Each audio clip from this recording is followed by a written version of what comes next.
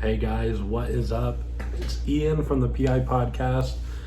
We are going to be talking about some Jaguar football. So I'm going to start this new thing on YouTube here where once a week, maybe twice a week, depending on how much news is coming out, that I talk about the Jacksonville Jaguars. They're my favorite football team. I enjoy everything Jaguar related. I know that's kind of hard to believe for people that aren't Jaguar fans because, you know, how bad have we been the past couple years? And then really before 2017, we were bad for a long stretch too. So anyway, but we're going to talk about some different things. This is the first time I'm doing this, so hopefully this is a very long and productive series. But I would like to talk about my expectations for the 2022 Jaguars. I think a lot of people don't realize that this is a rebuild year. It doesn't seem like it because of last year being so bad, but this is technically a rebuild year. However, with that being said, I think we have a jump start on our rebuild because of last year. I think Doug Peterson was the correct choice at head coach. I wanted Byron Leftwich personally, but Doug Peterson was the best candidate, and the Byron Leftwich thing would have been a feel-good home story. But we needed someone safe. We needed someone proven. And we got that with Doug Peterson. So right off the back, I want to say that the Jaguars made the correct decision in hiring Doug Peterson. I personally wanted Trent Baalke gone. However, I'm willing to give him the benefit of the doubt this year and this year only because, one, who could have actually predicted the Urban Meyer fiasco? Nobody. And not only to mention that, Urban Meyer was not his choice in my opinion. I feel like his choice, well, we don't know who his choice would have been because Urban Meyer was Shad Khan's guy.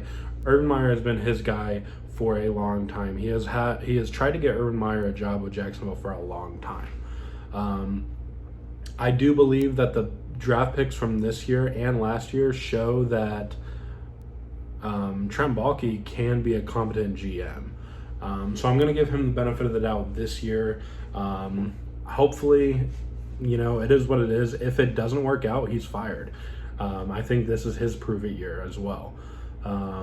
So let's talk about the free agency a little bit, and then I'll give you guys my expectations for the year. I think we did a great job in free agency. I do understand there was a couple better players available at wide receiver. I do wish we would have went after them, but I do understand that if we had to break the bank for Christian Kirk, imagine what we would have had to do for anybody else. And yes, Amari Cooper was available. He could have sat. He probably would not have played if he would have got selected by the Jacksonville Jaguars for the third, I think it was like a 4th or 5th round pick or whatever it was that Cleveland got him for.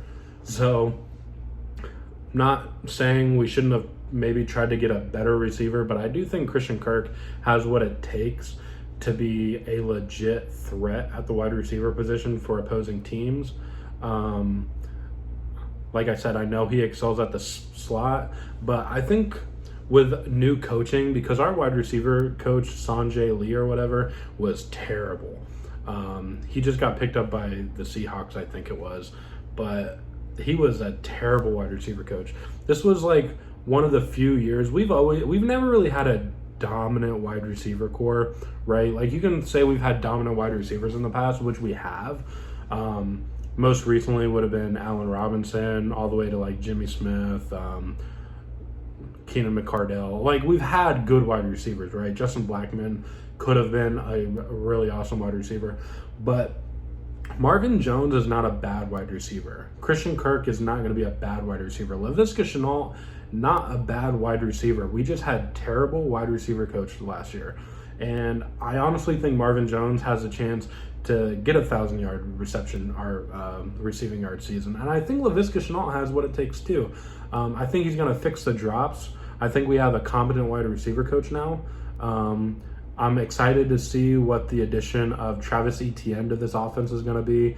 I'm excited to see James Robinson get back to his healthy self. And then you got to think Jamal Agnew is also a huge threat too that we actually know how to use. We've always had a talented player somewhere, but we've never used him right. Leonard Fournette was an awesome running back, but the problem was he needed 30 carries a game to produce. And right now, with Travis Etienne and James Robinson, those two backs do not need that many carries to be productive. Same with Jamal Agnew. You seen him last year where he gets one handoff or a jet sweep and it goes for 75 yards. Or, you let him actually be a wide receiver on a couple plays and he can do a toe drag catch against Cincinnati Bengals to put us, which we ended up going for it on 4. That's where the poor coaching comes into. But Doug Peterson's going to be smart. He's going to game plan to get these wide receivers open. He's going to work to their strengths. So I do see this offense being a hell of a lot better. The defensive side of the ball is going to be phenomenal this year. I really do predict that this defense has what it takes to be a playoff contending defense. I think the offense needs some work. I still think we need pieces around Trevor. I still think we need some work on the offensive line a little bit. I do like that we kept Cam Robinson, so our left tackle position is secured. Our right guard is secured, and hopefully our center is secured now too. And I really hope Walker Little takes over at right tackle. If he can't beat Juwan Taylor off for right tackle, that scares me. I know it's a different position, but I think if Walker Little is the athlete we think and hope he is, I think he's going to take over that right tackle position, no problem. And then that really leaves us a depth issue and a left guard issue, which Ben Barch, I think, can play very good. We just haven't seen him for a whole season yet, which looks like we will see that this year. With that being said, my prediction for this year is a 6-win, 7-win, 5-win season. Will I be disappointed if we don't hit that mark? No. And here's why. My main goal for this year is not to win games.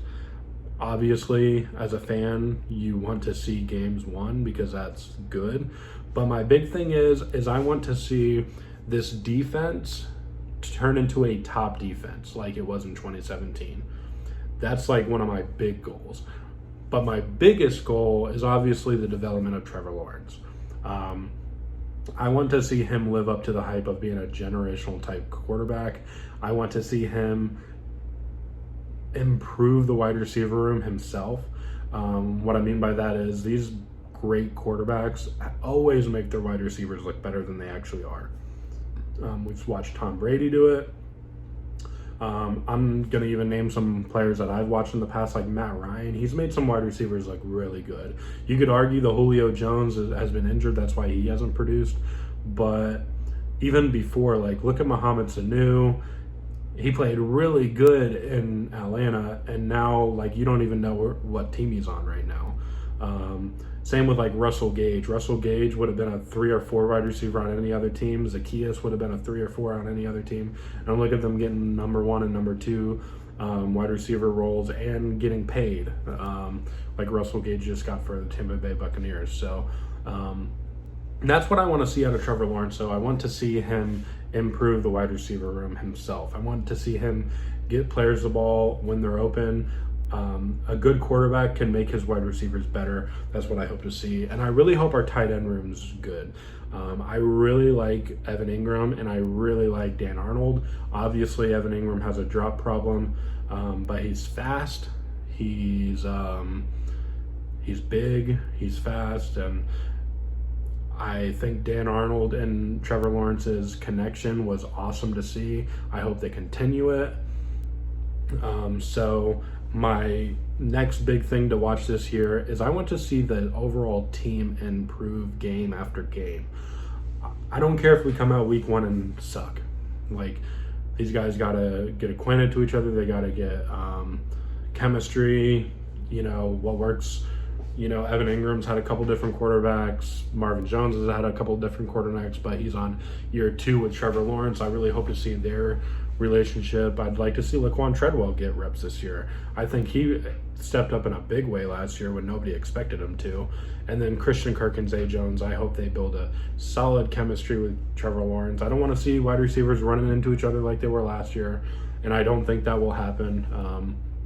Coaching is going to play a huge part on this team and how good we do. So with that being said, like I said, my big thing is that this team improves week in and week out. after the bye, I want to see us play some of the best football we've ever played, because last year we played the Seahawks after the bye, a team without Russell Wilson, and we got dominated by him. I don't want to see that again this year. I don't think we will, but like I said, my big thing is I want to see us improve. It's a rebuild year, and technically it's year one, even though it's not going to feel like that. We have a super tough schedule. That's another thing people don't ever look at when they say, oh, we need to win 10 games this year.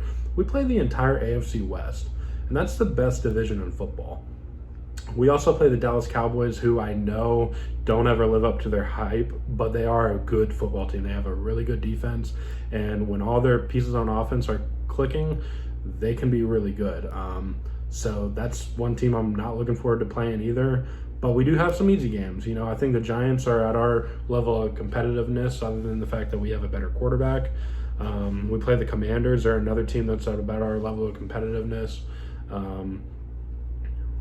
There's some other, like the Lions we play, the Jets I think we play. So, like, we do have some games that we can definitely win. We play the Broncos in London, so that's a game I hope we can maybe steal. But like I said, if we win 3-4 games, I'm not going to be the end of the world for me, because like I said, I just want to see this team improve week in and week out, and I will be thrilled to know we're going. I just need to know we're going in the right direction. And like I said, after all the moves we made this offseason, I'm willing to give Trent Baalke this one season to, you know, hold my judgment on him, as long as our draft picks do good. And that's it for this one, but always remember, go Jags, Duval. Thank you for watching the PI Podcast. Make sure you subscribe and tune in next time so you don't miss the latest news in the NFL world. You can also follow us on TikTok at PI Podcast and on Twitter at PIPodcasters. Until next time.